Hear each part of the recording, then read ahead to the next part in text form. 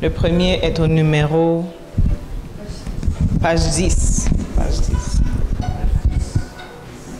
6. Et c'est parce qu'il vit? OK. Parce qu'il vit. Page 6, parce qu'il vit.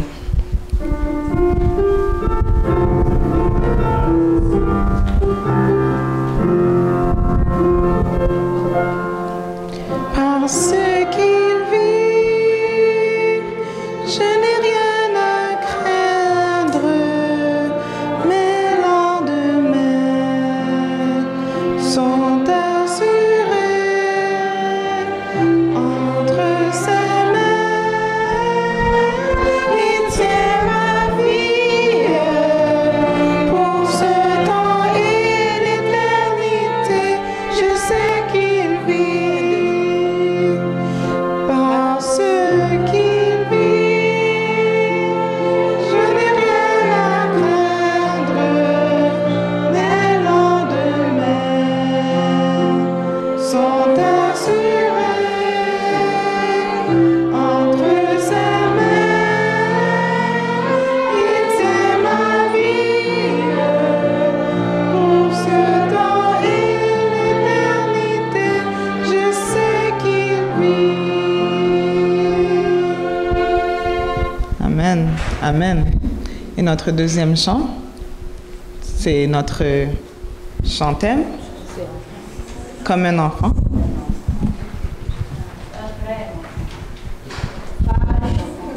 Page 13.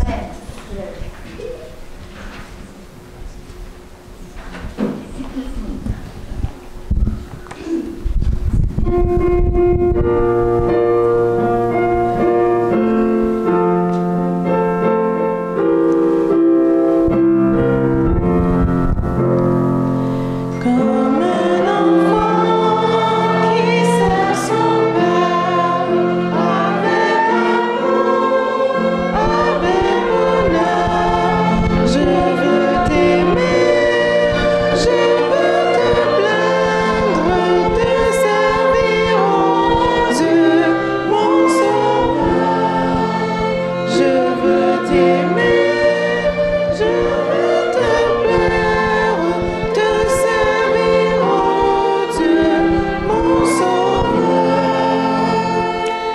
Comme un enfant, je veux sans crainte te livrer mon cœur à toujours, accomplir ta volonté sainte, compter sur ton divin secours, accomplir ta volonté sainte, compter sur ton divin secours. Oh, viens par ta puissante grâce affermir en moi ce désir. Fais-moi marcher devant ta face, humble et joyeux de t'obéir. Fais-moi marcher devant ta face, humble et joyeux de t'obéir.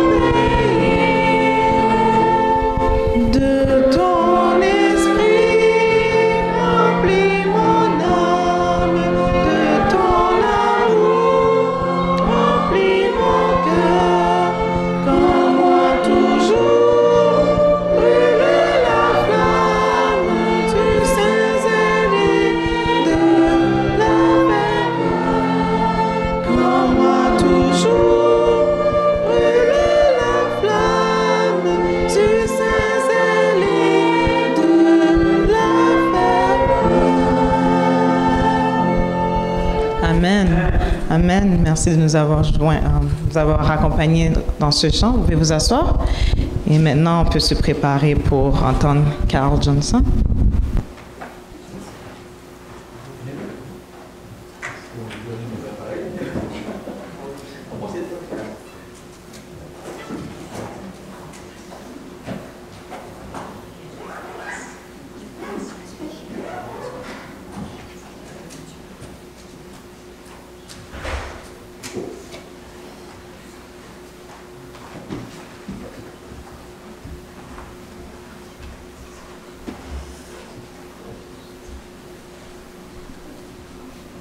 conseillé d'être un petit peu surélevé pour que vous puissiez me voir. En tant que bon serviteur, je me suis soumis sans problème. Ça marche ce système? Excusez-moi.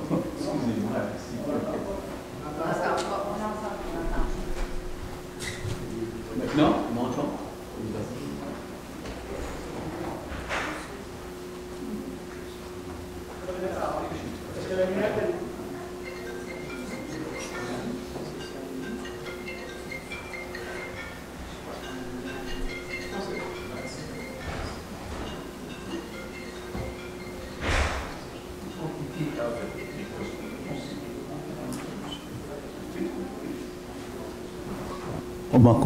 Oui, ça va. Eh bien oui, on m'a conseillé d'être un petit peu surélevé afin que vous puissiez me voir, et j'ai accepté sans problème, étant un serviteur très soumis à la structure. Je voudrais faire une petite... Je vous salue tous très fraternellement, on a tous bien dormi, je pense. Je voudrais faire une petite rectification. On dit parfois les choses très rapidement et on ne pèse pas toujours ce qu'on dit lorsqu'on est dans l'élan de son discours. La Genèse est bien le premier livre de la Bible, il n'y a aucune contestation là-dessus. Mais on croit, on pense que Job est un des plus anciens. Hein.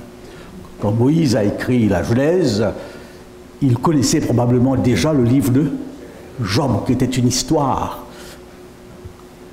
transmise oralement et qui était connue. C'est pourquoi nous disons que Job était un des premiers livres, un des plus anciens livres. Comment est-ce qu'on le sait? Tout simplement pour votre information.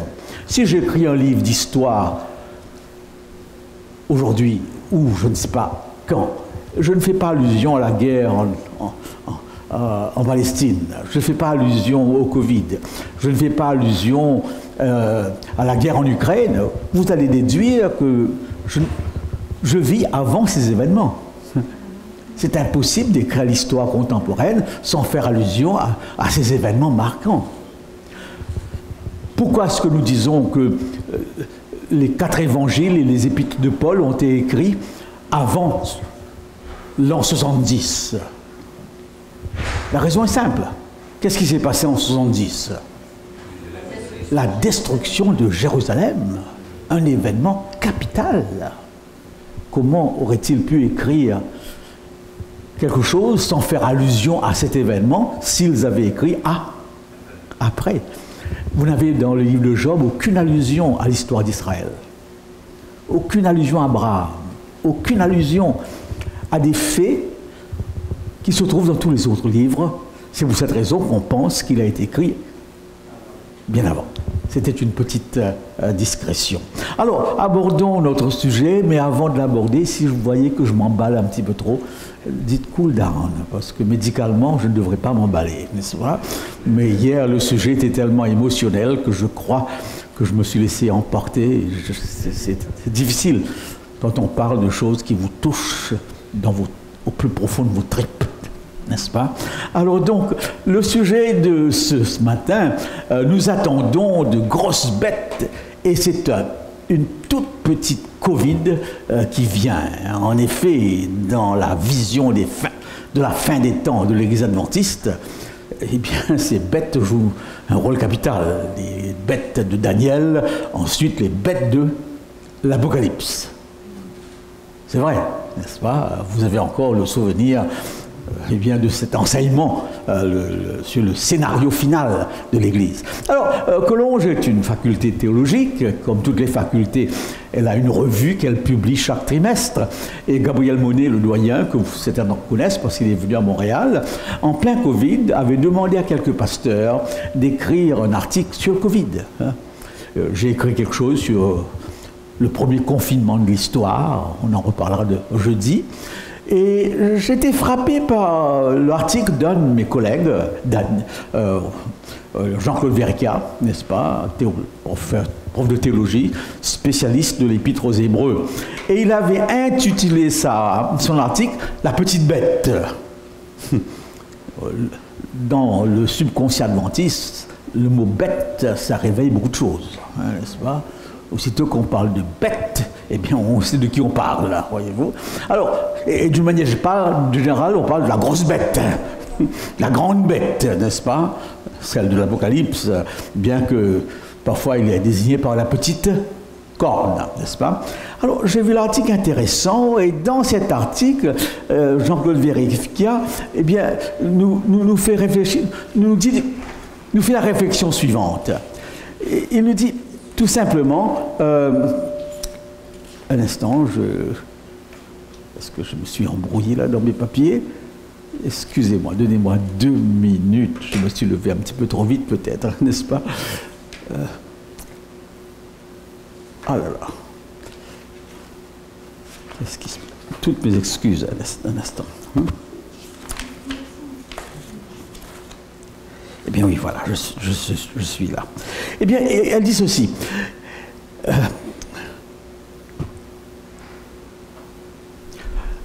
Elle est pertinente, le Covid. Hein? C'est pourquoi nous l'abordons. Notre interprétation des prophéties de Daniel et de l'Apocalypse qui se focalise sur les grands systèmes bibliques et religieux. Babylone, l'Empire romain, la papauté, les États-Unis d'Amérique. Covid-19 ne dit-elle pas que le plus redoutable n'est pas forcément le plus impressionnant? N'y a-t-il pas lieu de reconsidérer la liste des forces en présence? Les puissances d'hier sont-ils encore et toujours les puissances d'aujourd'hui? Le Covid-19 ne nous oblige pas-t-il pas à redessiner la carte de la bataille finale? En d'autres mots, nous attendons de grosses bêtes, mais c'est quoi qui vient? Une bite. Personne ne s'imaginait cela. Et il y a des adventistes qui ont cherché dans l'Apocalypse si on l'annonce, n'est-ce pas? Il n'y a aucun verset qui parle du Covid, à moins d'en fabriquer un. Comme on le fait très très souvent lorsqu'on veut à tout prix passer un message. On trouve un verset qu'on a un petit peu modifié. Et ça m'a fait réfléchir. Ça m'a fait réfléchir parce que je me suis posé la question, avons-nous le droit, n'est-ce pas, avons-nous le droit de penser autrement? De sortir un petit peu du moule? Question importante, qui peut être gênante. Ou tout à coup, quelqu'un vient et il dit quelque chose qui ne semble pas correspondre à ce qu'on a toujours dit.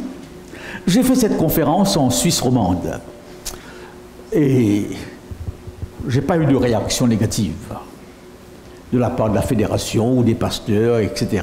Mais une réaction un peu bizarre d'un mouvement dissident, comme il y en a beaucoup, n'est-ce pas? Et on m'a mis sur Internet une photo avec le pape. Oui, j'avais ma photo à côté de Jean-Paul, de François Ier, n'est-ce pas? Et on dirait qu'on me reprochait d'avoir dit du bien de l'Église catholique. D'avoir pas, dans mon message, eh bien, attaqué l'Église. En effet, je ne le fais pas. Je le fais très rarement. Et j'ai vu ça un peu drôle. Ils auraient pu carrément m'envoyer un mail et me dire, expliquez-vous, pourquoi mettre ma photo fabriquée, construite, j'ai jamais vu Jean-Paul II avant François Ier. Mais c'est un peu une drôle d'attitude de chrétien, d'attaquer l'autre, alors que la Bible dit, va le voir. Si je dis quelque chose qui sort un petit peu de l'ordinaire, que vous ne pouvez pas accepter, la meilleure chose à faire, c'est quoi? Venez me voir, hein. On en discute, on en parle. Comme dit l'anglais, to disagree without being disagreeable. On peut être en désaccord sans être désagréable. Quelqu'un m'a envoyé encore un autre mail il y a quelque temps de ça. Il me dit, Carl, il y a un mail qui circule comme quoi tu es jésuite. Moi, je suis jésuite. Pourquoi? Quand j'étais à Paris, j'allais souvent écouter des conférences à la faculté catholique. Conférence publique. Et il y avait un jésuite qui présentait une conférence sur la Bible et l'écologie. Ça m'intéressait. J'ai été, n'est-ce pas?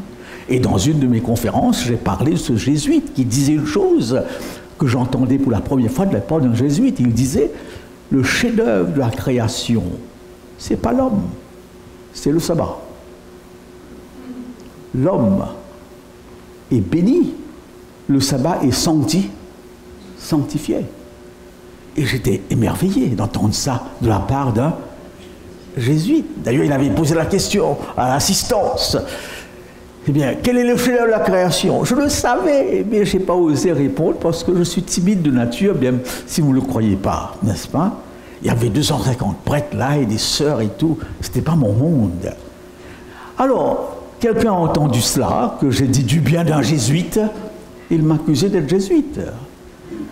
Faisons attention à ces choses. C'est un peu dommage que circulent parfois des choses. Eh bien, avons-nous le droit de sortir un petit peu de l'ordinaire, de penser un peu autrement?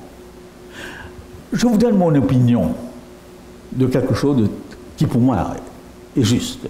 Peu importe si vous êtes d'accord ou pas, et vous avez le droit de ne pas être d'accord. Il y a ce que j'appelle des croyances fondamentales, centrales, et des croyances périphériques. Sur ce qui est central, on n'a aucune discussion possible. Le sabbat est central pour les adventistes, n'est-ce pas? Au moment où vous sortez du sabbat, vous n'êtes plus adventiste du 7e jour. Les adventistes du premier jour existaient à l'époque, elles n'existent plus, n'est-ce pas? Ils n'existent plus. Vous avez ensuite, dans ces 29 doctrines, qui au départ n'existaient pas, 28, on aura un 29e bientôt, à la prochaine conférence générale probablement, et ça va sûrement continuer, parce que la connaissance évolue. Nous avons parmi nous aujourd'hui des théologiens de très haut niveau, ce qu'on n'avait pas auparavant, qui revoient les choses et qui fait que la conférence générale, à chaque séance, change un peu sa façon d'articuler les choses. Et ça ne doit pas nous étonner, n'est-ce pas? Ça ne doit pas nous étonner. Eh bien donc, sur ce qui est fondamental, Jésus, sa naissance, sa vie, sa mort, sa résurrection, son ascension, son intercession, son deuxième retour, là, il n'y a aucune intransigeance. C'est ça ce que j'appelle le fondement. Christ. Que vous retrouvez dans les actes des apôtres, n'est-ce pas? Et sur le reste, qui forme partie des croyances, on peut se permettre parfois de ne pas être totalement pour ou contre, sans perdre son identité d'adventiste. Voilà ce que je pense, n'est-ce pas? Et dans le domaine de la prophétie particulièrement, je prends un exemple très simple. Aujourd'hui, aucun adventiste averti ou qui lit ne dira que l'Église du reste, c'est l'Église adventiste. Ça a été l'enseignement du début. On a une vision beaucoup plus large de ce terme. On a parlé de Frère Lehmann, eh bien il a réécrit un petit ouvrage sur la notion de l'Église du reste dans toute la Bible. Et comment comprendre cette notion aujourd'hui? On n'a plus cette fierté de dire c'est nous tout seuls. En dehors de nous, point de ça. Salut, comme le disaient les catholiques du passé. Et sur beaucoup de choses, je ne vous cacherai pas, je n'aime pas cacher les choses, je ne parle pas du principe quand on est laïque, on ne doit pas le savoir. Il y a une grosse discussion chez nous aujourd'hui sur 1844, n'est-ce pas, sur la date, pas sur la doctrine du jugement, mais sur l'interprétation de cette prophétie des 2300 ce matin, justement, mon ami Jean-Paul Verrecchia, qui est un spécialiste de l'Épître aux Hébreux, eh bien, dit clairement, et vous pouvez le constater, dans l'Épître aux Hébreux, le Christ entre dans le sanctuaire aussitôt après son ascension. Il est entré une fois pour toutes. Il n'est jamais question dans l'Épître aux Hébreux, eh bien, d'une date quelconque où il commence son ministère. Je ne dis pas que cette doctrine est mauvaise, mais elle pose problème aujourd'hui par rapport aux érudits, n'est-ce pas, que nous avons dans nos milieux. Alors donc, écoutez ce texte de Madame White pour vous rassurer, si vous pouvez voir un peu les choses plus loin. Parce que là aussi, on a un problème. Lorsque vous dites la seule autorité de ma vie, c'est la Bible. Sola scriptura, la Bible et la Bible seule. Et que vous avez aussi une doctrine d'un prophète qui est parmi vous et à qui vous donnez parfois la même autorité. Alors avons-nous dans l'Église deux autorités, une appelée Bible, l'autre appelée Ellen G. White. Et je connais des adventistes qui vous citent beaucoup plus Mme White que la Bible. N'est-ce pas? Alors qu'elle dit elle-même que par rapport à la Bible, elle n'est qu'une petite lumière. Et elle dit, ne prenez jamais ce que je dis, si ce que je dis n'est pas en accord avec le texte. Si je dis quelque chose qui n'est pas en accord avec le texte, allez où? À la Bible. La Bible seule. Donc on peut être adventiste en prenant la Bible seule. C'est biblique. À la loi et au témoignage. Si on ne parle pas ainsi, il n'y a pas... Voilà. Alors, regardez ce qu'elle dit. Très intéressant. Il y a des textes comme ça qui ne sont pas publiés. La vérité est en marche et nous devons progresser dans la lumière croissante. Nous ne devons pas considérer avec suspicion toute nouvelle lumière que Dieu peut nous envoyer. Donc il y a de la place pour quoi? De nouvelles lumières. Et elle ajoute, de nouvelles lumières sur la parole de Dieu seront toujours révélées à celui qui vit en communion avec le soleil de justice. Il est sans excuse celui qui pense qu'aucune vérité ne peut être révélée et que toutes nos interprétations des Écritures sont sans erreur. C'est fort, ça. Où elle sous-entend qu'on aurait pu avoir fait quoi? Des erreurs. Et j'ai même un texte où elle dit qu'elle a pu elle-même faire des erreurs. Il y a des gens qui ne veulent pas entendre ça. Non. Alors que c'est elle-même qui dit, n'est-ce pas? Elle dit même, n'obligez à personne de croire à tout ce que je dis. Alors qu'on voudrait forcer tout le monde, beaucoup, vous devez le croire. Alors qu'elle dit, non, laissez les gens libres dans leur compréhension. Et je continue, que certaines doctrines soient considérées comme vraies depuis de nombreuses années ne garantit pas l'infaillibilité. Ce n'est pas parce qu'on a cru à quelque chose pendant des années que cette chose est toujours valable. Et ça, nous le constatons dans la vie. Tout ce que nos grands-mères croyaient, nous ne le croyons pas aujourd'hui, oui ou non? Il y a une évolution, la connaissance a augmenté. Et en théologie aussi, elle augmente tous les jours. Elle augmente de plus en plus par rapport aux recherches qui sont faites. Et elle ajoute, la vérité peut se permettre, l'âge ne transforme pas l'erreur en vérité. La vérité peut se permettre d'être honnête. Une doctrine vraie n'a rien à perdre d'un examen sérieux. Nous avons encore beaucoup de leçons à apprendre et beaucoup à désapprendre. J'aime bien cette déclaration. Très ouverte. Nous devons être prêts à écouter. Eh bien, parfois, surtout, quand vous écoutez votre médecin spécialiste sans trop de problème, et plus vous avez un spécialiste, plus vous êtes quoi? À son écoute, parce que c'est quelqu'un qui a fait des recherches sur la question, voyez-vous. Alors, il y a trois choses qui apparaissent ici. Qu'est-ce qui apparaît, n'est-ce pas? Premièrement, que la vérité n'est pas figée. Si Jésus est la vérité n'est pas un corps de doctrine, la vérité est une personne. Je suis la vérité.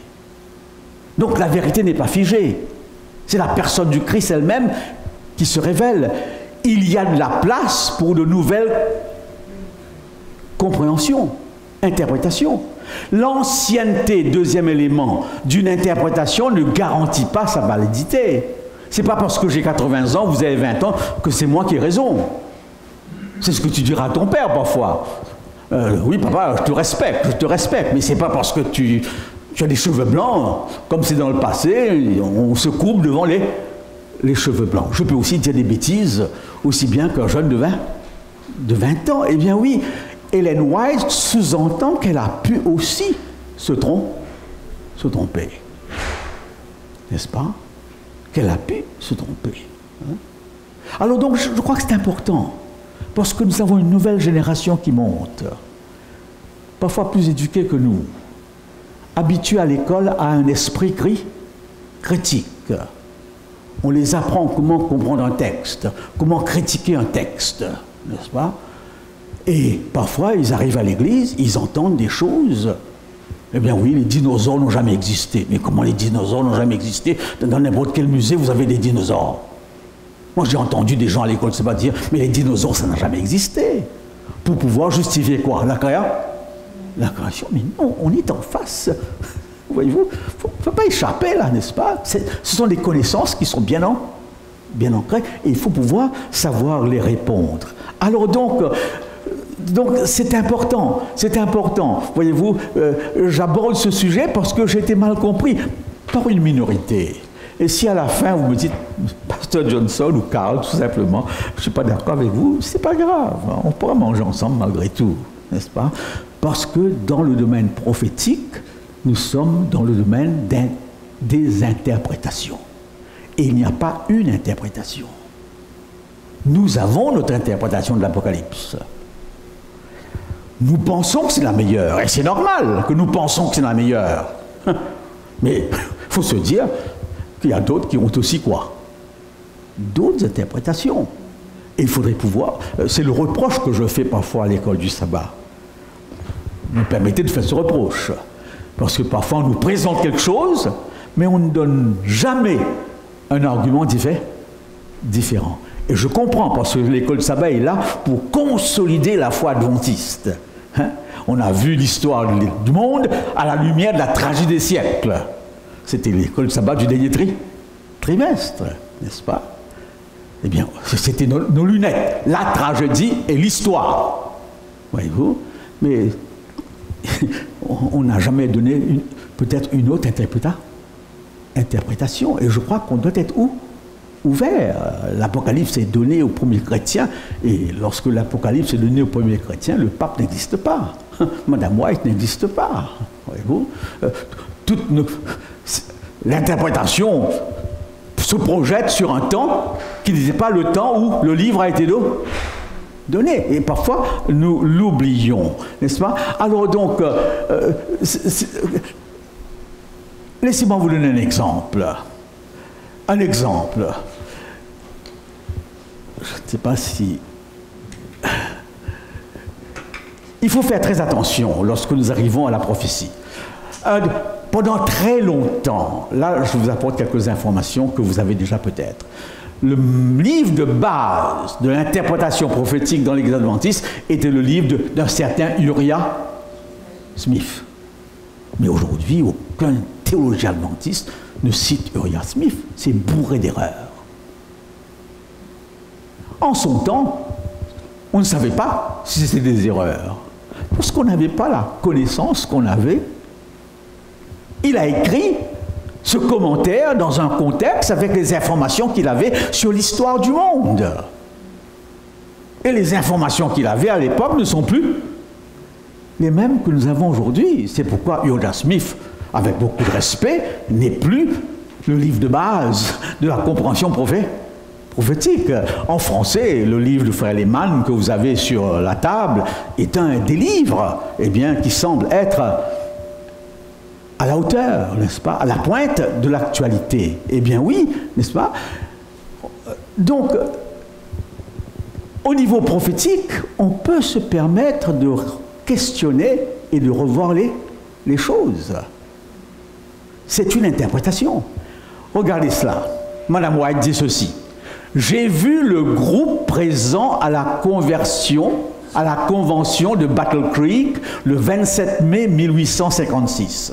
Certains seront, alors là, c'est elle qui le dit, certains seront de la nourriture pour les vers. Par rapport à ce groupe. Sous-entendu, ils vont quoi? Mourir. Et elle ajoute, certains seront victimes des 7 dernières plaies. Elle sous-entend que ce groupe verra quoi? Le déversement des 7 dernières plaies. Et elle ajoute, d'autres seront vivants et resteront sur la terre pour être transmués au retour de Jésus. C'est fort ce qu'elle dit. Et elle précise, le groupe Elle donne même la date du 27 mai 1856. C'est une prophétie qui n'a jamais été réalisée. Elle s'est trompée.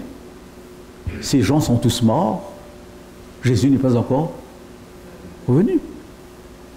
Elle l'a dit dans un contexte probablement où elle croyait fermement que le Christ revenait. Comme ça se passe aujourd'hui, on est tous tellement convaincus que Jésus revient et on interprète tous les événements dans ce contexte. Voyez-vous, quand j'allais au football, j'aime bien le football européen, n'est-ce pas? Toi aussi tu l'aimes? C'est formidable. À chaque fois que j'allais au football, j'avais peur. Parce que toutes les prédications de mon enfance étaient axées sur le retour de Jésus-Christ. Et j'entends encore des prédicateurs qui disaient, si toutefois vous êtes dans un match de football et que le Christ revient, qu'est-ce qui va se passer pour vous? C'est le type de message que j'ai entendu et que beaucoup ont entendu. Et à chaque fois que j'allais, je dis, si le Christ revient maintenant, là, qu'est-ce qui se passe? Peut-être qu'il me demandera qui gagne. Pas plus que ça. Voyez-vous, cette question de retour de Jésus-Christ a modelé notre conception des choses, etc. Bon, et je pense même parfois que si l'Église adventiste n'a pas fait des projets à long terme, n'ont pas pu voir parfois plus loin parce qu'ils avaient cette conviction de quoi? Il revient bientôt. À quoi ça sert? Il faut faire attention. Il faut faire attention, n'est-ce pas? Je connais beaucoup de personnes à Montréal qui, avec le Covid, eh bien, sont partis habiter sont retournés dans leur pays pour habiter dans les villages, comme la parole de Dieu le dit, et bien comme Mme White le dit, fuyez les villes, ils ont tout quitté là. Mais parce qu'ils croyaient quoi? Il arrive après le Covid. J'espère, je ne sais pas où est-ce que vous en êtes dedans, n'est-ce pas? Alors donc, mais est-ce que Mme White dit quelque chose d'extraordinaire qui mérite la sanction? Mais non, Paul a fait l'erreur. Qu'est-ce que Paul dit? Car le Seigneur lui-même, un signal donné, à la voix d'un archange et au son de la trompette de Dieu, descendra du ciel et les morts en Christ ressusciteront premièrement. Ensuite, nous les vivants. Qu'est-ce qu'il dit là? Je serai quoi? Vivant quand il viendra. Nous les vivants, restez pour l'avènement du Seigneur, nous serons enlevés avec eux. Il s'est trompé. Il est mort, Paul. Il est toujours mort. Et le Christ n'est pas encore revenu. Et Mme White donne une prophétie qui ressemble un petit peu à cette déclaration de Paul. Alors, c'est très important de faire une différence entre prophétie et prédiction. Parce que le Covid a suscité tellement de choses. Moi, j'ai reçu des mails. Pasteur Johnson, est-ce que le masque, c'est la marque de la bête? Je ne sais pas si vous avez eu ce genre d'email. Quelqu'un de Tahiti qui m'écrit, est-ce que le masque est la marque de la bête? Voyez-vous cette obsession de chercher cette marque partout, n'est-ce pas? Eh bien oui, différence, une prophétie peut être juste, mais la prédiction qu'elle contient peut être erronée. Exemple, va à Ninive, annonce quoi? Qu'est-ce que Dieu dit à Jonas? Annonce que Ninive sera détruite. Et tu vas même dire, dans 40 jours et 40 nuits, est-ce que Ninive est détruite? Non. La prédiction est là, la prophétie est là. Une destruction. Et il y a une prédiction chronologique, mathématique qui est donnée et qui n'a jamais eu lieu. Et c'est pourquoi Jonas s'est fâché. Tu m'as fait passer pour un faux prophète. Tu m'as dit tu vas détruire dans 40 jours et 40 nuits, et voilà que Ninive n'est pas détruit. Donc l'exemple que je vous donne, attention, dans une prophétie, il y a des prédictions, et ces prédictions seront valables en fonction de quoi? De la condition. Et là, ce texte, nous devons toujours l'avoir à l'esprit. Soudain, je parle sur une nation, sur un royaume, d'arracher, d'abattre et de détruire. Mais si cette nation sur laquelle j'ai parlé revient de sa méchanceté, je me Repens, dit Dieu, du mal que j'avais pensé lui faire. Et soudain, je parle sur une nation, sur un royaume de bâtir et de planter. Mais si cette nation fait ce qui est mal à mes yeux, alors les choses sont appliquées. Donc la prophétie est de quelle nature? Conditionnelle. Conditionnelle. Vous pouvez avoir un scénario de la fin des temps, mais si les conditions ne sont plus les mêmes, le scénario tombe à l'eau. Alors nous devrions être peut-être attentifs, n'est-ce pas, à cela. Je vais vous donner un autre exemple, n'est-ce pas, biblique. David fuit Saül. Et David se cache à l'intérieur des murs d'un endroit appelé Kéla. Saül, en l'apprenant, se mit à le rechercher. Parce que vous savez le conflit. Saül voulait à tout prix faire quoi? Tuer David. En utilisant l'éphod sacré. C'était comme ça, l'ancien Israël. On prend l'éphod et on demande à Dieu quelle est ta volonté. Nous n'avons plus ce genre de fonctionnement, n'est-ce pas? Mais les sacrificateurs cherchaient la volonté de Dieu parfois en prenant l'éphod. Hein? Et alors, David entre en dialogue avec Dieu. Voilà le dialogue. Et David dit, Éternel Dieu d'Israël, le serviteur apprend que Saül veut venir, ton serviteur apprend que Saül veut venir à Kéla pour détruire la ville à cause de moi. Les habitants de Kéla me livreront-ils entre ses mains? Première question. Est-ce que les habitants vont me livrer? Il pose la question à Dieu. Ensuite, Saül descendra-t-il comme ton serviteur l'a appris? Est-ce que Saül va venir après moi? L'Éternel Dieu d'Israël daigne le révéler à ton serviteur. Dis-moi la vérité là-dessus. Exactement comme vous priez. Est-ce que j'aurai ce job demain? Vous le priez comme ça. Et vous aurez tellement aimé entendre Dieu vous dire, oui, vas-y, le job est pour toi. N'est-ce pas? Écoutez bien. Et l'Éternel répondit, il descendra.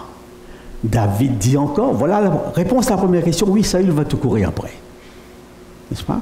Deuxième question, les habitants de Kéla me livreront-ils, moi et mes gens, entre les mains de Saül? Et l'Éternel dit, ils te livreront. Alors David se leva avec ses gens au nombre d'environ 600 hommes, ils sortirent de Kéla et s'en allèrent où ils purent. Saül, qu'est-ce que vous auriez fait? Il fait ce qu'il faut. Dieu lui a dit, Saül viendra, t'inquiète pas. Saül va t'arrêter et Saül va te tuer. Mais ça ne s'est pas passé comme ça. Lorsque Saül a cherché David et qu'il ne l'a pas trouvé, il a rebroussé chemin. Et toute la parole de Dieu ici est tombée à l'eau. Ça bouleverse. Est-ce que Dieu s'est trompé? Pourquoi est-ce que Dieu ne lui a pas dit non, t'inquiète pas, Saül ne viendra pas? Oui, il dit, Saül viendra. N'est-ce pas? Ça paraît drôle. Mais ça vous montre qu'une prophétie, et la prophétie est juste. Saül te cherche, c'est vrai. Saül veut te tuer, c'est vrai. Mais les détails mathématiques qui sont donnés ne s'appliquent pas parce que la condition a changé. Voyez-vous? Pourquoi? Vous le comprendrez tout de suite. Pourquoi? Ce petit groupe dissident m'a accusé d'être hérétique, de mal informer l'Église. C'est parce que j'ai démontré, je vais vous le faire devant vous, que vous ne pouvez pas aujourd'hui parler de l'Église catholique telle qu'elle est aujourd'hui, comme elle était quand? Au Moyen Âge. J'entends encore des prédicateurs qui parlent de l'Église catholique, mais vous avez l'impression qu'ils parlent de quelle Église? Celle qui était là avant la Révolution française. Cette Église ne ressemble pas du tout actuellement. Je ne sais pas quelle est la religion majoritaire en Nouvelle-Écosse. Je sais très bien pour la France, un peu pour le Québec. Alors donc, je dois quand même faire attention. Je vais parler de la bête et son image, je vais parler de l'Église catholique, mais de quelle Église catholique je vais parler là? Voyez-vous? Si je prends la tragédie uniquement, c'est l'Église catholique de quelle époque? Primitive. Madame White, à son époque, parle de l'Église qu'elle connaît au travers des écrits de cette époque, une Église qui vient de persécuter les protestants après la Réforme, la Sainte Barthélemy, et une Église qui vient et qui s'installe maintenant de plus en plus où? En Amérique, eh bien l'immigration italienne, portugaise, etc. Et là, il y a à l'époque une sorte de peur de cette présence catholique aux États-Unis. Cette peur n'existe plus aujourd'hui. Alors faisons attention. Alors donc, je crois que là, ce qui est important, alors très rapidement, oui, parce que le Covid nous a poussé à réfléchir. Quelle est la vision que nous avons? Je n'entre pas dans les détails prophétiques, je pense que vous le savez. Qu'est-ce que nous avons comme vision? L'Apocalypse annonce un système gouvernemental, politico-religieux, dictatorial, oui ou non? 3 bêtes. Le dragon, une bête qui sort de la mer et une bête qui sort de la terre. Et à partir de cela, la prophétie nous semble indiquer une force finale, globale, qui dirige le monde. C'est ce qu'on appelle en termes modernes une sorte de mondialisation. Un seul gouvernement. Et ce seul gouvernement règne sur le monde. Voyez-vous ? Cette idée est très là. Deuxièmement, une limitation des libertés religieuses.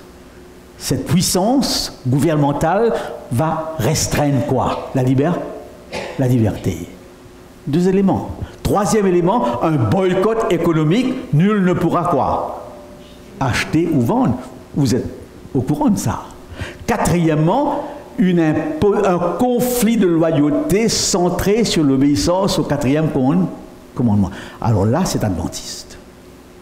Si toutes les églises, même protestantes, sont d'accord avec, nous sommes les seuls à dire que ce gouvernement final va imposer le dimanche comme jour du repos. Pas seulement ça, qu'elle va persécuter tous ceux qui... Alors là, ça demande réflexion. Ça, c'est notre spécificité. Il n'y a aucune église qui dit ça. Je connais un petit peu la vision prophétique des églises évangéliques, protestantes et autres. Ça m'intéresse beaucoup. Ils disent presque la même chose. Qu'à la fin, lisez, écoutez la radio actuelle, écoutez la télévision actuellement. Allez un petit peu sur Google. On n'a pas pu suivre les Jeux Olympiques. Il n'y a pas de télévision ici, tant mieux. Eh bien, on est coupé un peu de tous les bruits du monde. Vous savez qu'il y a eu un scandale là, aux Jeux Olympiques. La scène je suis très près de l'actualité. La scène de Jésus prenant la Sainte Seine, eh bien, à partir d'un tableau de Léonard da Vinci, que vous connaissez tous très bien, dans beaucoup de maisons, on voit cette scène. Cette scène a été représentée durant les Jeux Olympiques avec 12 drag queens, lesbiennes, travesties et autres. Ça fait scandale. Pas tellement en France, mais en dehors de la France, n'est-ce pas? Et j'ai été étonné hier d'écouter un prêtre parler de la fin des temps et de l'Antichrist. Comme nous en parlons. Mais bien sûr, il ne fait pas allusion, ça va. Mais il parle des derniers temps où la religion est bafouée. Quelle religion pour lui? Catholique. Parce que dans cette scène, on a vu surtout l'Église catholique complètement ridiculisée. Très intéressant ce qui s'est passé, n'est-ce pas?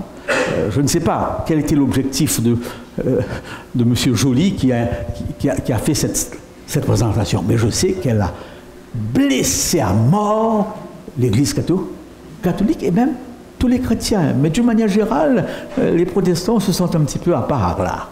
C'est l'Église catholique qui ramasse tous les coups, parce qu'elle a été pendant longtemps la seule grande église chrétienne, n'est-ce pas? Alors, donc, le conflit de loyauté, comprenons-nous bien, c'est avec... c'est l'Église adventiste qui le dit. Ensuite, l'imposition mondiale d'un même jour de repos. Moi, ça me dérange. C'est pas que je n'y crois pas. Comme Mme White dit ces choses, soutient ces choses, elle ne parle jamais de l'islam. elle ne parle jamais de l'hindouisme. Elle ne parle jamais des bouddhistes. Elle ne parle jamais du judaïsme. On dirait que les seuls pays qui existent, c'est les États-Unis et l'Europe. Et très jeune, je me dis, mais comment est-ce que tous les musulmans vont observer le dimanche? Il n'y a que 3% de chrétiens en Inde, un des pays les plus peuplés du monde. Est-ce que ces 3% vont emmener toute la multitude hindoue à observer le dimanche? Est-ce que tous les musulmans qui observent quel jour? Vendredi vont shifter parce que le pape leur a dit? Je pense que c'est un peu logique qu'on se pose ce genre de question, parce que nous avons une impression, lorsque nous présentons cette prophétie, nous la présentons comme étant quelque chose de quoi? De mondial, qui englobe tous les pays du monde, alors que nous voyons, en lisant la tragédie, qu'il y a presque 3/4 des pays qui ne sont pas concernés. Est-ce qu'on peut comprendre les choses autrement? Ça, c'est la question. Ensuite, une sentence de mort. C'est ce qu'elle dit. Nous serons exécutés. Tous ceux qui observent le sabbat, qu'est-ce qui se passera? Tués. C'est pourquoi certains fuient dans les villes.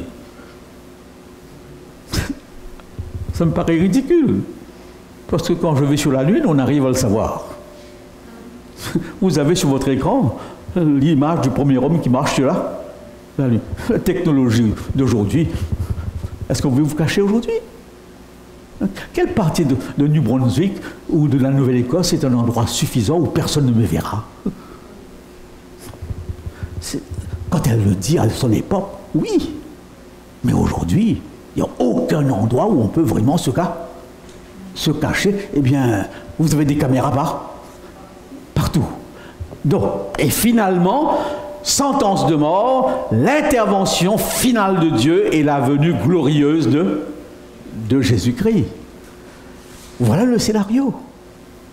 Et c'est notre scénario, n'est-ce pas? Est-ce qu'on a le droit de le revoir un petit peu?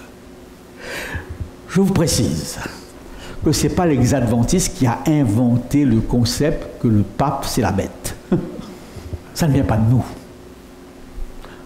Aujourd'hui, quand on lit certains ouvrages, on voit les adventistes pensent. Non, Martin Luther a été le premier à le faire. Calvin, tous les réformateurs ont interprété le texte de l'Apocalypse 12, 13, 14 comme étant quoi? La nôtre. Nous la maintenons, alors que la plupart des autres religions ne la maintiennent plus, sauf certains cas. Où est notre spécificité? C'est bien de savoir notre spécificité. Notre spécificité se trouve dans l'interprétation de la bête qui sort de la terre. N'est-ce pas? La bête qui sort de la mer, c'est le système papal. On n'a pas besoin des théologiens adventistes pour en parler. Mais la bête qui sort de la terre, nous sommes les seuls à l'appliquer à qui? Aux États-Unis. Voilà notre spécificité. Donc, dans ce scénario de la fin des temps, il y a deux spécificités adventistes. La question du sabbat, comme test qui va entraîner la mort, l'exécution, et deuxièmement, les États-Unis. Alors, les États-Unis, la bête qui sort de la terre, nous sommes les seuls à le dire. Mais, quand mon papa faisait un jour une série de conférences sur la fin des temps. J'avais 14 ans. Mon papa était pasteur.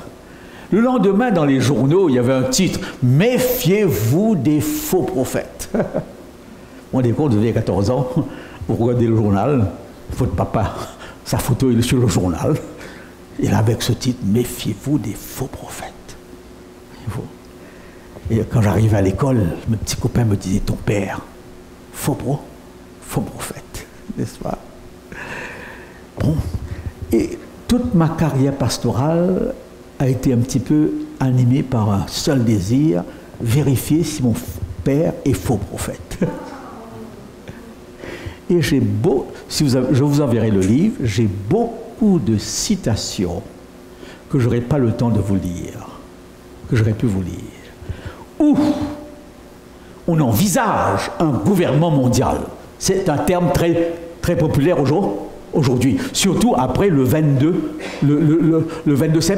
septembre. où les gouvernements se sont dit la seule façon de lutter contre le terrorisme, c'est de mettre quoi? Toutes les forces ensemble. Au cas contraire, on n'y arrivera pas. Et ce concept de gouvernement mondial est entré dans le vocabulaire politique. C'est Bush qui dira lui-même, un jour il faudra un gouvernement mondial pour régir tous les problèmes de la planète. Écologie, drogue, mafia et surtout terroristes. Je pourrais vous donner beaucoup de textes qui partent dans ce sens. Et même des textes qui affirment que si un gouvernement mondial un jour a lieu, il faudra une tête à ce gouvernement. Oui, il faudra une tête à ce gouvernement. Et qui pourrait être la tête? L'Église, le Vatican. Alors, le Vatican, parce que finalement, si vous regardez le monde, c'est l'Église qui a le plus d'adhérents. 2 milliards de catholiques dans le monde. En principe, sur papier. Voyez-vous? C'est une force. Si vous ajoutez les protestants et autres, le monde religieux est quand même une force importante. C'est pourquoi, avec ce que je vous ai raconté sur ce qui s'est passé aux Jeux Olympiques, j'ai entendu plusieurs fois cette expression, comment pouvez-vous vous moquer de 2 milliards de croyants dans le monde, de chrétiens? Ce n'est pas étonnant. Et je crois que si ça va aller dans ce sens. Il faut une tête qui soit neutre, qui ne soit pas italienne, qui ne soit pas russe, qui ne soit pas américaine, qui soit une tête au-dessus des nationalités. Quelle est la tête qui est au-dessus des nationalités? C'est l'Église, où il n'y a ni juifs, ni grecs, ni hommes, ni femmes. Maintenant, dire que cette tête religieuse va contrôler tout et faire les choses à sa guise, ça c'est autre chose. Donc, jusque-là, je peux vous le démontrer, la prophétie dit juste. N'est-ce pas? Nous ne sommes pas dans l'erreur, dans cette éventualité, qu'il y a un gouvernement mondial avec comme bras droit les États-Unis par rapport au fait que c'est une puissance économique la plus grande, la plus forte, et l'autre, l'Église, qui gère. Voyez-vous? Vous aurez tous ces textes, parce que j'ai lu tous les livres que j'ai pu lire sur la question. Mais si c'est vrai, maintenant, attention, si c'est vrai que au Moyen-Âge, oh là là, si c'est vrai qu'au Moyen-Âge, l'Église a régné en maître. Si c'est vrai qu'au Moyen-Âge, l'Église a régné en maître, a été dictatoriale, ce n'est plus... Merci beaucoup.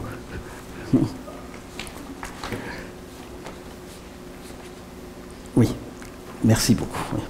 Si c'est vrai qu'au Moyen-Âge, l'Église a régné en maître, ce n'est plus le cas pour aujourd'hui. Écoutez, c'est là où j'ai eu cette critique, parce qu'on m'a reproché un petit peu de ne pas parler en bien.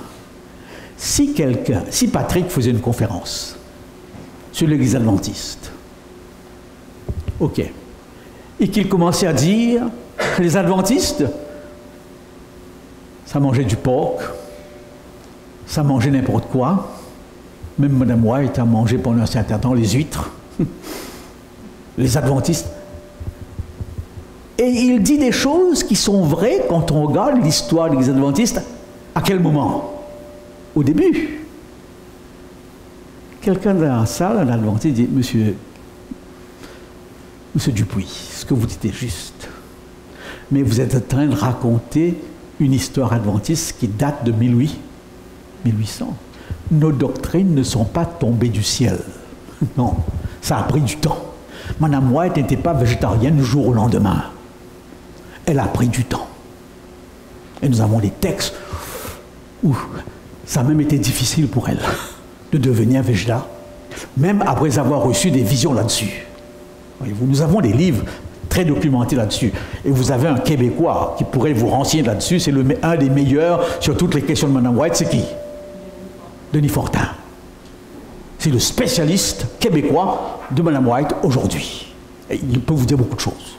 Il peut vous dire, par exemple, quelque chose qui peut vous choquer, qu'une grande partie du livre Vers Jésus, Mme White l'a emprunté d'un autre. Ça nous choque d'entendre des choses comme ça. Et c'est dommage qu'on ne dise pas. Oui, Mme White, comme beaucoup de gens qui écrivent, empruntent des autres. Mais seulement aujourd'hui, lorsque vous emprunterez trop, vous êtes accusé de quoi? Plagiat. Et vous n'avez pas le droit. Je n'ai pas le droit de citer Patrick, de dire que Patrick, de reprendre un livre de Patrick Dupuis et de ne pas mettre en dessous le titre de livre et l'auteur. Et au temps de Mme White, ce n'était pas le problème. Une grande partie des Vers Jésus ne vient pas d'elle, mais d'un livre qu'elle a lu. On le sait aujourd'hui. Alors donc, je pourrais dire, monsieur Dupuis, mais vous racontez une histoire de l'Église adventiste qui date du début. Oui, du début. Les premiers adventistes, vous ne savez pas encore le sabbat. D'ailleurs, le mot adventiste n'existait pas encore. Et de même, lorsque je viens devant un public et j'explique l'Apocalypse, et que je parle du catholicisme, mais d'un catholicisme du Moyen Âge. Quelqu'un peut me dire, mais monsieur Johnson, vous êtes en dehors de la réalité. Est-ce que vous ne savez pas ce qui s'est passé à Vatican II? Où l'Église a complètement changé sur des choses extérieures, aussi bien que sur des choses fondamentales. Cette Église que vous décrivez à partir de la tragédie ou de je ne sais quoi, n'est pas l'Église d'aujourd'hui. C'est là où on doit faire attention. Sans quoi nous passons pour des malhonnêtes ou des gens qui forcent l'histoire. Aujourd'hui, je ne sais pas quelle est la situation au Québec. Il y a eu la Révolution française qui a causé la séparation de l'Église et l'État. Et ça s'est passé dans un bain de sang. Ça a été une des plus cruelles révolutions qui ait jamais existé en Europe. Ça a été un massacre. Ce détachement de l'Église. Et après ce massacre, après cette Révolution française, en France particulièrement, d'un côté l'Église, d'un côté quoi? L'État. On ne les mélange pas. Et l'Église, aujourd'hui, elle est silencieuse. On ne l'entend plus. Elle ne dit rien. D'ailleurs, elle dit tout ce qu'elle veut. En France, ça ne passe pas. Vous avez eu votre révolution ici, qu'on appelle comment? La révolution tranquille. C'est tranquille parce qu'il n'y a pas eu de sang versé. Tant mieux. Mais la même chose s'est passée. Un peu dommage que certains historiens québécois parlent de cette période comme étant une période de noirceur. C'est exagéré. Mais il n'y a pas eu de sang versé.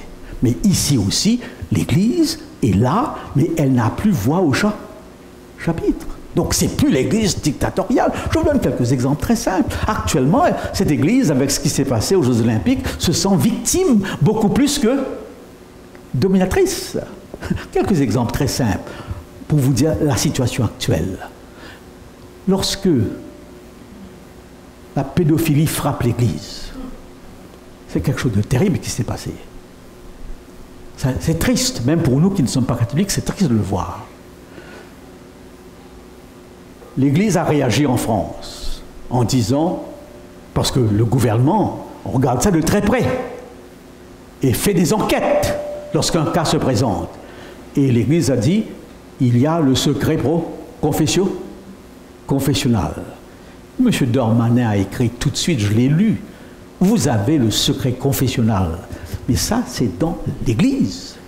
Par rapport au gouvernement, nous ne reconnaissons pas ce secret confessionnal. Si nous avons besoin de faire une enquête sur un cas de pédophilie, vous devriez obligatoirement nous donner quoi? Tous les renseignements. L'évêque s'est tu. Elle n'est plus dominatrice. Sa voix est écoutée, mais pas comme au Moyen-Âge. Par rapport au confinement, l'Église a réagi. Et j'ai entendu à la télévision ce prêtre qui dit « Les protestants, eux, peuvent adorer tout seuls, avec leur Bible. » N'est-ce pas? Parce que dans le principe protestant, la compréhension de la Bible est donnée à tout le monde. Chez les catholiques, c'est le clergé qui interprète, pas le membre d'Église. Et beaucoup ont grandi là-dedans. Eh bien, oui. Donc, ils ont voulu que l'Église est une exception pour la messe. Parce qu'à l'Église catholique, la messe est importante par rapport à l'Eucharistie. N'est-ce pas? Je ne crois pas qu'en tant que protestants, nous pouvons adorer tout seuls. C'est faux, ça. Vous êtes un corps, n'est-ce pas? On se trompe. Et ils ont voulu que les interdictions soient plus lourdes pour l'Église catholique. Le gouvernement n'a pas écouté. Ils ont fait des marches pour le mariage pour tous. Grosse marche de l'Église catholique en France. Et je trouve ça extraordinaire. On aurait dû marcher avec. Parce qu'on est même d'accord avec eux là-dessus. Mais la marche du mariage pour tous des catholiques n'a aucunement influencé quoi? Le gouvernement. Marche massive contre l'avortement, contre tous ces faits de société. L'Église va sur la route. Mais elle n'est pas écoutée. Donc je ne peux pas dans une conférence parler d'une Église qui dirige, qui domine, alors que pour l'instant elle est quoi? Silencieuse. Elle est calme. Elle n'est pas une menace. Pour l'instant, est-ce qu'elle est une menace ici? Non, on ne l'entend même plus. On voudrait même qu'elle parle plus souvent. Mais d'ailleurs, elle n'est jamais invitée. Durant tout le Covid en France, une seule fois, on a demandé, sur une plateforme télévision, on a fait venir un prêtre, un musulman, un prêtre hindou. On n'a pas fait venir un pasteur adventiste parce qu'on n'est pas connu en France. On est une minorité incognito. Pour leur demander ce qu'ils ont pensé. Mais d'une manière générale, je parle de la France, que je connais très bien, jamais vous entendez le gouvernement demander à l'Église son opinion. Pour vous dire quoi ce matin? Que la situation a changé. J'ai plusieurs textes que je ne vais pas lire parce que le temps passe. Avec Vatican II, nous avons au moins 4 ou 5 textes sur la liberté religieuse, où vous avez une Église qui respecte la liberté des uns et des autres, qui dit nous ne sommes pas là pour nous imposer. Le contraire de l'Église du Moyen-Âge, c'est une des plus grandes réformes de l'Église catholique. La liberté religieuse à tous, le respect de toutes les religions. Alors vous voyez bien, quand je fais une conférence, c'est ce qui je parle de l'Église du Moyen-Âge, et quelqu'un dira, mais d'où il vient celui-là? On dirait qu'il ne lit pas les journaux. Nous ne pouvons pas. C'est pour cette raison qu'à ce titre, je réponds dans ma conférence à la question « Ces choses peuvent-ils arriver ?» Et je dis premièrement « Non !» Comment pouvez-vous penser qu'au Québec et qu'en France, où existe le principe de la liberté religieuse, eh bien que tout à coup, n'importe quel Québécois, parce que vous êtes là, peut vous exécuter avec l'approbation du gouvernement? C'est difficile à croire qu'après la Révolution française, on revienne encore à un monde primitif, on exécutait les gens par rapport à leur foi.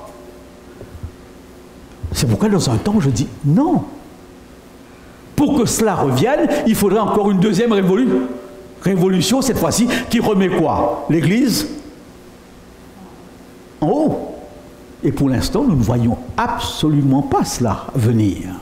J'ai 3 livres à la maison qui ont pour titre « La fin du catholicisme »,« La fin de la chrétienté ». Qu'au Québec, aussi bien qu'en France, chaque dimanche, vous avez 3% seulement de catholiques qui vont à l'église. Ils se disent catholiques dans l'âme, mais la fréquentation est nulle. La plupart des églises catholiques, comme c'est le cas pour nous aussi au Québec, la plupart des prêtres de plus en plus sont de l'Afrique. Parce qu'il n'y a plus de... Je vous donne ces indications que vous connaissez. Tout simplement, il faut dire, mais les conditions pour l'instant ne sont pas les mêmes pour l'application de cette fameuse loi du dimanche. J'ai de la difficulté à croire que tous les musulmans, tous les juifs, tous les bouddhistes du monde, tous les Chinois vont un jour se plier à un jour. Qu'on me dise, ça c'est mon opinion, je vous la partage, qu'on me dise que ça pourrait arriver aux États-Unis, je pourrais le croire. Pourquoi? Parce qu'actuellement, la force religieuse la plus dictatoriale aux États-Unis, ce n'est pas l'Église catholique. C'est l'Église évangélique, charismatique, pentecôtiste. C'est ce qu'on appelle la droite chrétienne. C'est eux qui sont derrière Trump. C'est eux qui soutiennent Trump. Et on ne comprend pas que tous ces chrétiens soutiennent Trump et prétendent même qu'il est le Messie. J'ai un livre d'André Gagnon, un professeur de Montréal, et bien sûr les évangéliques sur la droite chrétienne. D'ici 50 ans, il y aura 1 milliard d'évangéliques de la droite chrétienne dans le monde. 1 milliard. C'est l'Église qui explose, qui grandit. Et aux États-Unis surtout, ce n'est pas la même chose en France, où les évangéliques sont très calmes. Mais aux États-Unis, ils sont virulents. Quel est leur agenda? Leur agenda, premièrement, est changer la Constitution. Première chose. Je n'entends pas ça à l'Église catholique. La Constitution américaine part du principe, quoi? Séparation de l'Église et de l'État. Eux disent non, il faut qu'on revienne à une époque où l'Église est quoi? Make America Great, dans l'esprit de Trump, put the Bible again there. Que la Bible revienne. On voudrait bien ça, en tant qu'adventiste. Mais quand ils disent cela, ils pensent à un gouvernement américain théocratique, comme Israël l'était, comme l'Iran l'est, où c'est l'Église et la Bible qui dirigent. Et lorsqu'ils veulent remettre le jour du repos, eux veulent remettre le jour du repos. L'Église catholique n'a jamais dit ça. N'est-ce pas? Pour l'instant, eux veulent, et quand ils parlent du jour du repos qu'ils veulent remettre, de quel jour du repos? Dimanche. Ça, c'est une réalité, mais une réalité qui est présente dans la droite chrétienne actuelle, pas dans l'Église catholique, qui est totalement silencieuse, n'est-ce pas? Non. Au contraire, le message catholique, liberté pour tous, n'est-ce pas? Alors, c'est pour cette raison que je me dis, bon, est-ce qu'on doit revoir les choses? Et c'est pour cette raison, dans un premier temps, si vous lisez le texte, je dis non, ces choses ne peuvent pas arriver. Je ne peux pas m'imaginer que je suis en France et que quelqu'un me tue uniquement parce que j'observe le sabbat. Ça me paraît tellement difficile. Voyez-vous? Mais ensuite, je dis oui. Quand vous écoutez quelqu'un, écoutez-le jusqu'à là. Je dis oui, pourquoi? Parce que l'histoire me démontre que les choses peuvent se répéter. D'ailleurs, nous le disons, l'histoire se répète. Est-ce que les nazis peuvent revenir au pouvoir comme ils l'étaient? C'est une possibilité, parce qu'il y a tellement de mouvements politiques qui sont aujourd'hui quoi?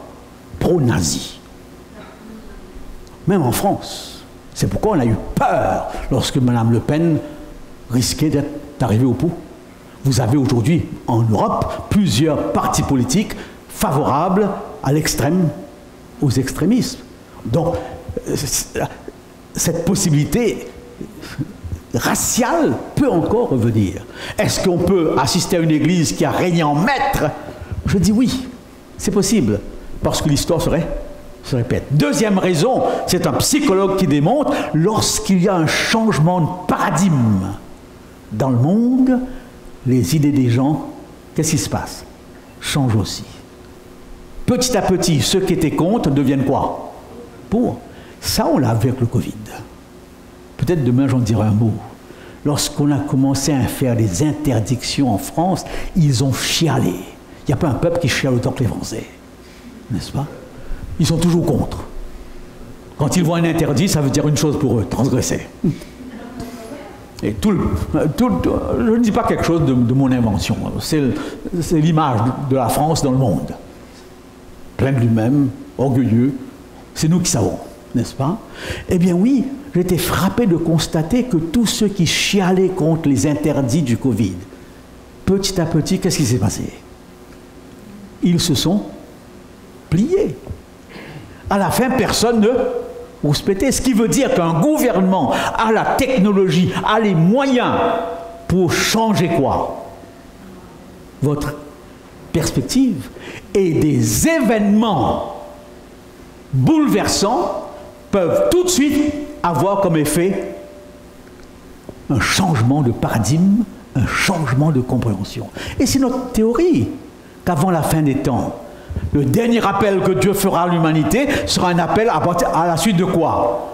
De mouvements chaotiques, où les gens sentiront le besoin de revenir à qui? Nous croyons comme cela, mais le Covid nous a montré le contraire. Voyez-vous? Donc c'est ma deuxième raison de dire, oui, ça peut arriver. La troisième raison est toute simple, et je termine là-dessus. Si nous croyons qu'au dernier temps, Satan aura les pleins pouvoirs, est-ce que nous le croyons? C'est ce que nous disons. Il y a un temps où le temps de grâce se ferme. Et pendant ce temps de grâce qui se ferme, qui dirige? Le diable, Satan. Il n'a jamais dirigé totalement jusqu'à maintenant, parce que Dieu a toujours quoi? A dirigé les choses, a tenu les vents des cieux. Si un jour vient, je ne sais pas comment ça sera, je ne peux pas m'imaginer un monde dirigé uniquement par Satan. Mais si un jour, si c'est vrai qu'un jour viendra où Satan aura totalement, pendant un court laps de temps, dit Madame White, le contrôle du monde, alors là, tout est possible. Les pires situations peuvent être envisagées. Voilà pourquoi je dis non par rapport au maintenant, non par rapport à ce que je sais de l'Église catholique d'aujourd'hui, oui aussi par rapport à ces trois éléments. L'histoire peut se répéter, n'est-ce pas? Et un changement de paradigme peut apporter un changement radical, etc. J'ai voulu vous partager cela pour que nous puissions comprendre qu'on peut repenser certaines choses. Hein? On peut repenser certaines choses. Ce n'est pas parce qu'on a été instruit d'une façon radicale dans un domaine, surtout prophétique, qui est toujours conditionnel à l'époque dans laquelle nous vivons. La prophétie n'est pas une doctrine en soi, n'est-ce pas? Les dates prophétiques ne sont pas scellées. Ça va dépendre de l'évolution du monde, n'est-ce pas? J'espère ne pas être un faux prophète ou un hérétique adventiste en vous disant cela. C'est pour cette raison qu'il faut non pas seulement veiller, mais aussi avoir l'intelligence des temps. Il y a dans l'Ancien Testament une tribu, la tribu d'Isaacar. Il est dit qu'ils avaient l'intelligence des temps. Ils savaient comment interpréter les temps pour dire à Israël qu'est-ce qu'Israël doit faire. Et nous devons aussi avoir des hommes et des femmes dans l'Église, pasteurs ou pas, qui ont l'intelligence, l'intuition des temps pour pouvoir donner une direction. Que Dieu vous bénisse.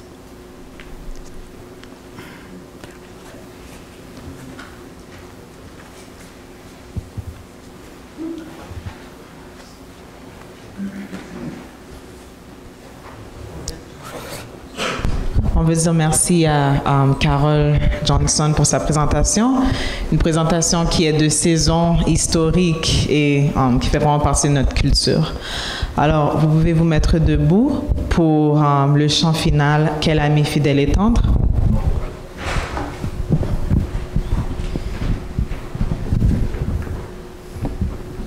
Page 10.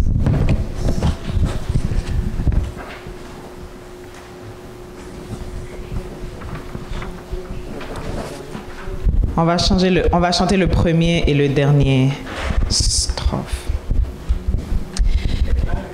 Page 10. Page 10. Quel ami fidèle et tendre. Quel ami fidèle et tendre nous avons en Jésus-Christ, toujours prêt à nous entendre, à répondre à notre cri. Il connaît nos défaillances, nos chutes de chaque jour, sévère en ses exigences. Il est riche en son amour. 5. Quel ami fidèle et tendre nous avons en Jésus-Christ, Bientôt il viendra nous prendre pour être au ciel avec lui. Suivons donc l'étroite voie en comptant sur son secours. Bientôt nous aurons la joie de vivre avec lui toujours. Amen. Notre Dieu, notre Père, le Covid nous invite à réfléchir sur l'Église, sur notre condition spirituelle. Il nous invite aussi à revoir nos interprétations, surtout notre interprétation prophétique. La vérité est en marche, comme le dit Mme White. Ce n'est pas parce qu'on a cru à quelque chose pendant longtemps d'une certaine façon qu'il faut toujours s'y accrocher. Que nous soyons intelligents, comme tu nous le demandes, que nous ayons cette sagesse des fils d'Isaacar qui regardaient la marche du monde et qui savaient exactement où est-ce qu'on allait. Permets, ô Seigneur Dieu, que notre désir de mieux comprendre, de mieux connaître soit toujours là et accorde-nous ton Saint-Esprit dans cette direction. Et permets-nous de parler aux uns et aux autres dans nos prédications publiques avec bienveillance, avec respect, avec beaucoup d'amour. Toi-même dans ta parole, et j'ai des textes de G. White où elle demande « N'attaquez pas trop, ne soyez pas trop violents vis-à-vis des autres dénominations. » Et parfois nous en fait le contraire. Accorde-nous ta grâce et que notre compréhension de ta parole, surtout de ta parole prophétique, soit la plus juste possible, au nom de ton Fils Jésus-Christ. Amen. Amen. Traduction maintenant à l'auditorium et cet après-midi à 3h, prière et témoignage.